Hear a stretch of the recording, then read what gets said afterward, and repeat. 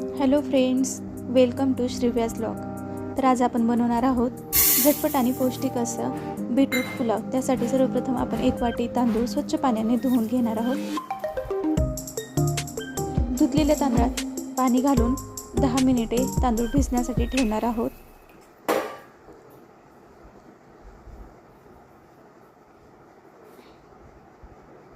वरती एक झाकण ठेवून आपण साईडला ठेवणार आहोत 10 मिनिटासाठी. आता धुतलेले तांदूळ आपण एका पातेल्यामध्ये शिजवून घेतले आहे. तोपर्यंत आपण बीटरूटसाठी साहित्य एक बीटरूट खिसून घेतलेला, जिरे, 4 ते 5 हिरवी मिरची, 7 ते 8 लसणाच्या पाकळ्या, अर्धा इंच आलं, एक मोठा कांदा उभा चिरून घेतलेला आणि 7 ते 8 कढीपत्त्याची पाने. आपला भात छानपैकी शिजवून तयार आहे.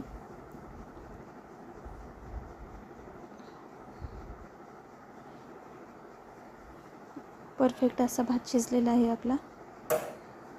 तर आता आपण बनवून घेऊया पुलाव. त्यासाठी सर्वप्रथम आपण कढई ठेवून घेतली आहे गॅसवरती. त्यानंतर 3 ते 4 हिरवी मिरची, त्यासोबतच लसूण,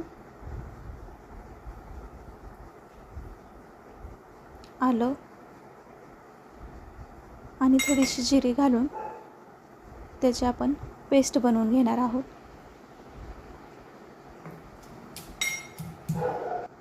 कढई छान तापली आहे. आता आपण यामध्ये 2 चमचे साजूक तूप ॲड करून घेणार आहोत.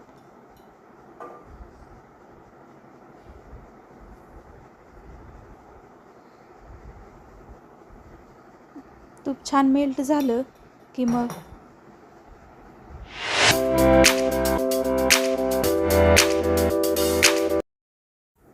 जिरे छानपैकी फुलले की मग आपण घालून घेणार आहोत हिरवी मिरचीचा ठेचा वाटून घेतलेला.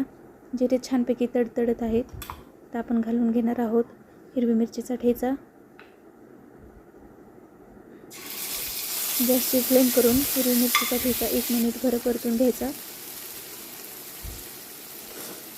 हिरवी मिरचीचा ठेचा परतला की 7 ते 8 कढीपत्त्याची पाने घालून घ्यायची.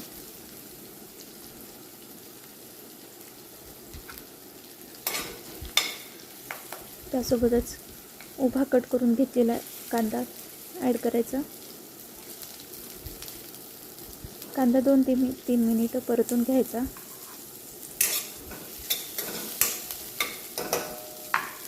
कांदा छानपैकी परतला गेला की आपण ॲड करणार आहोत बीट. खिसणीच्या सहाय्याने बीट खिसून घेतला आहे.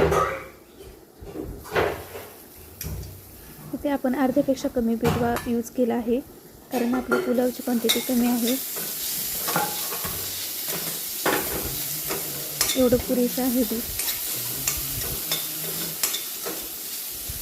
बीट हे तुपामध्ये जास्त वेळ परतायच नाही, कारण त्याचा नॅचरल कलर असतो तो निघून जातो जास्त वेळ परतल्यानंतर. लगेचच आपण भात ॲड करून घ्यायचा. भात ॲड करून घेतल्यानंतर छानपैकी मिक्स करून घ्यायचं. सगळी जिन्नस एकत्र झाल्यानंतर वरून 1 चमचा पावभाजी मसाला ॲड करायचा. पावभाजी मसाल्यामुळे पुलावला खूप छान टेस्ट येते. वरून हिरवी कोथिंबीर कट करून घालून घ्यायची.